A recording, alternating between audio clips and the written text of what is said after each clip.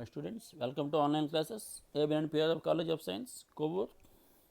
So we are in the unit 4. Our lesson is hydrogen energy. Topic is introduction of hydrogen production and hydrogen production methods. So these are the topics today. And let us discuss about the history. Hydrogen is the simplest element. An atom of hydrogen consists of only one proton and one electron. మనకి hydrogen atom తీసుకుంటే అందులో ఉంటాయి ఒక proton ఒక electron ఉంటాయి. It is also the most plentiful element in the universe. మనకి చాలా ఎక్కువగా యూనివర్స్లో దొరికేటువంటి ఎలిమెంట్ హైడ్రోజన్.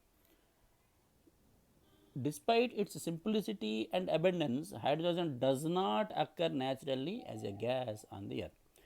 ఇది సింపుల్ ఎలిమెంట్ అయినా బాగా ఎక్కువగా హైడ్రోజన్ దొరికినప్పటికీ కూడా ఇవి బాగా సింపుల్గా ఎక్కువగా దొరికినప్పటికీ కూడా ఇది డైరెక్ట్గా ఓన్లీ హైడ్రోజన్ రూపంలో మనకి ఎర్త్ మీద ఎక్కువగా దొరకదు. ఇది మిగతా ఎలిమెంట్స్తో కంబైన్ అయ్యి మనకి దొరుకుతూ ఉంటుందన్నమాట. ఎగ్జాంపుల్ మనకు వాటర్ కనుక తీసుకుంటే వాటర్ అనేది hydrogen oxygen combination. So hydrogen అనేది సెపరేట్గా దొరకట్లేదు. వాటర్ తీసుకుంటే హైడ్రోజన్ ఆక్సిజన్ కాంబినేషన్. సో అందులో హైడ్రోజన్ ఉంటుందన్నమాట. హైడ్రోజన్ తీసుకుంటే hydrogen holds the potential to provide clean, reliable and affordable energy supply that can enhance economy, environment and security. So hydrogen కనుక తీసుకుంటే ఇందులోంచి మనకు వచ్చే energy clean energy, reliable energy and affordable energy. So అట్లాంటి energy మనకి హైడ్రోజన్లోంచి మనకి obtain అవుతూ ఉంటుంది అనమాట. మనకి hydrogen can be produced by using a variety of energy sources. చూడండి, మనకి హైడ్రోజన్ తీసుకుంటే బోల్డ్ అనే ఎనర్జీ సోర్సెస్లోంచి హైడ్రోజన్ మనం ప్రొడ్యూస్ చేయొచ్చు. ఫర్ ఎగ్జాంపుల్ సోలార్ ఎనర్జీలోంచి, nuclear, fossil fuels and can be converted into useful energy forms efficiently and without damaging any environment. Sir ఎన్విరాన్మెంట్ని ఏమీ పాడు చేయకుండా మనం సోలార్ ఎనర్జీలోంచి, న్యూక్లియర్ ఎనర్జీలోంచి, ఫాజిల్ ఫ్యూయల్స్లోంచి వీటిల్లోంచి మనం హైడ్రోజన్ని మనం ఎక్స్ట్రాక్ట్ చేయొచ్చు, హైడ్రోజన్ని మనం ప్రొడ్యూస్ చేయొచ్చు అనమాట. సో హైడ్రోజన్ మనకి ప్రొడక్షన్ మెథడ్స్ చూద్దాం. ప్రొడక్షన్ అంటే ఏంటో చూద్దాం, ఎట్లా ఉంటుంది. Although hydrogen is the third most abundant element on the earth, it does not exist in the free state except for small quantities in the upper atmosphere. So మనకి hydrogen అనేది third most abundant element on the earth. ఇది free స్టేట్లో దొరకదు. ఇది ఏం చేస్తుంది, ఇది కొన్ని స్మాల్ క్వాంటిటీస్ కింద అప్పర్ అట్మాస్ఫియర్లో దొరుకుతూ ఉంటుంది. ఇదేమీ ప్రైమరీ సోర్స్ కాదు, it is not a primary source. కాకపోతే large amounts of combined hydrogen are present in compounds such as water, fossil fuels and biomass. చూసారా, ఇది వాటర్లో, ఫాజిల్ ఫ్యూయల్స్లో, బయోమాస్లో కంబైన్ అయి ఉంటుంది. Large amounts of combined hydrogen దొరుకుతూ ఉంటుంది అనమాట వీటిల్లోంచి అనమాట. సో దీన్ని ప్రొడ్యూస్ చేయడానికి మనకి టూ వేస్ ఉన్నాయి. ఒకటి fossil fuels. Fossil fuels such as natural gas, coal, methanol, gasoline, etc. and biomass are decomposed by thermochemical methods to obtain hydrogen.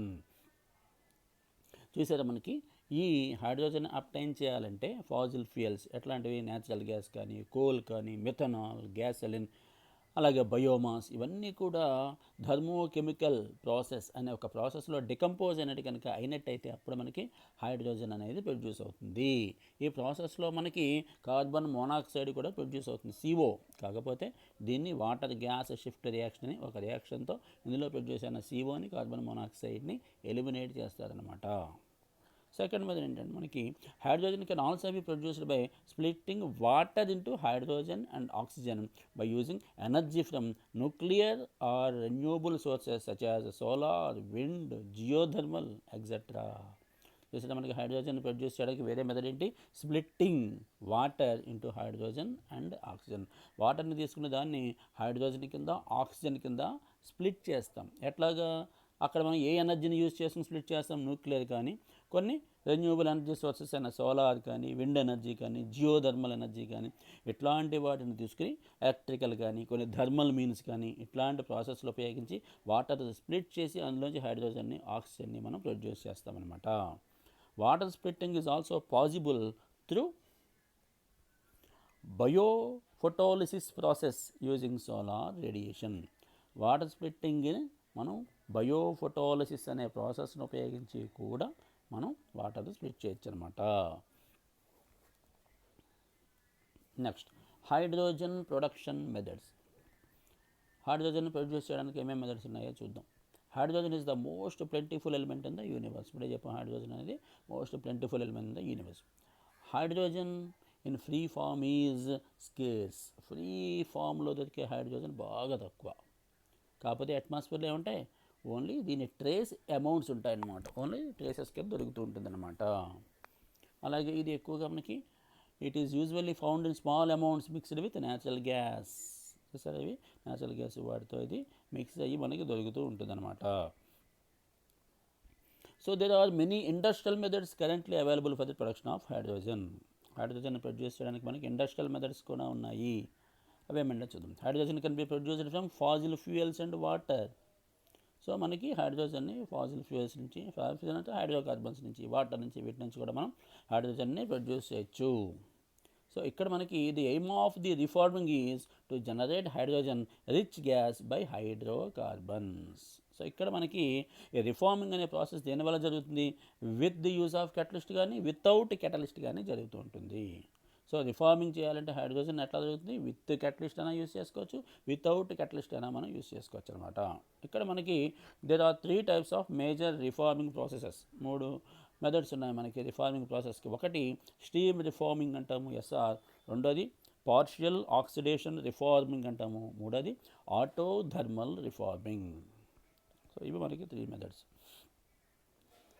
Almost all the hydrogen produced in the world today involves the steam reforming of fossil fuels like a nickel catalyst.